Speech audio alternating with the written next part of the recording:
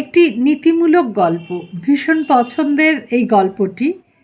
আপনাদের কার কেমন লাগলো অবশ্যই জানাবেন। একজন বয়স্ক মহিলার দুটি বড় পাত্র ছিল, যা তার কাঁধের বাঁকের দুই প্রান্তে ঝোলানো ছিল।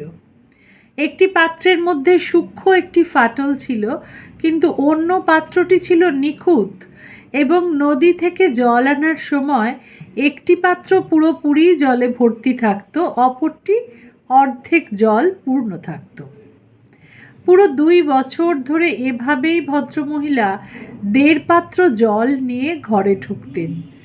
অবশ্যই নিখুঁত পাত্র তার পূর্ণতার জন্য গর্বিত ছিল, কিন্তু বেচারা পটকা পাত্র নিজের অপূর্ণতার জন্য লজ্জিত ছিল এবং তার মনে দুঃখ ছিল যে পুরো জল কখনোই সে বহন করতে পারে না।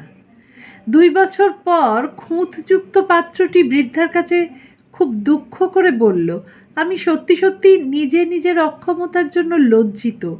আমার যা করা উচিত ছিল আমি সেটা কখনোই করে উঠতে পারি না।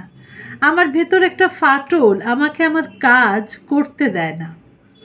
বৃদ্ধা মুচকি হেসে বললেন, আচ্ছা, খেয়াল করেছ, তোমাকে যে রাস্তা দিয়ে নিয়ে আসা হয় সেই রাস্তার পাশে কত ফুলের সারি? আমি তোমার ত্রুটি জানি। যে স্থান দিয়ে তোমাকে আনা হয় সেখানে আমি কিছু ফুলের বীজ ছড়িয়ে দিয়েছি, সেখান থেকে গাছ হয়ে ফুল জন্মেছে। পথের পাশের ওই ফুলগুলিকে তুমি নিজের অজান্তে প্রতিদিন যখন আমরা ফিরে যাই তুমি তাদের জল দাও।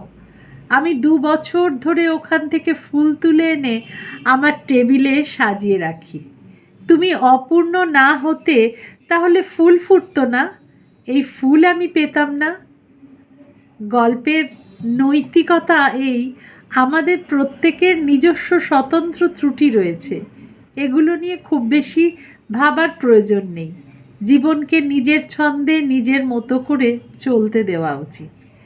এতে জীবনের স্বাভাবিক সৌন্দর্য ফুটে ওঠে। ত্রুটিযুক্ত মানুষের ভেতরেও যে সৎ গুণাবলী আছে সেগুলোর সৎ ব্যবহার যদি আমরা করতে পারি তাহলে সুন্দর হয় সমাজ, সমৃদ্ধ হয় দেশ। ইংরাজি ভাষায় দ্য ক্র্যাকড পট থেকে অনুবাদ করা এই গল্পটি।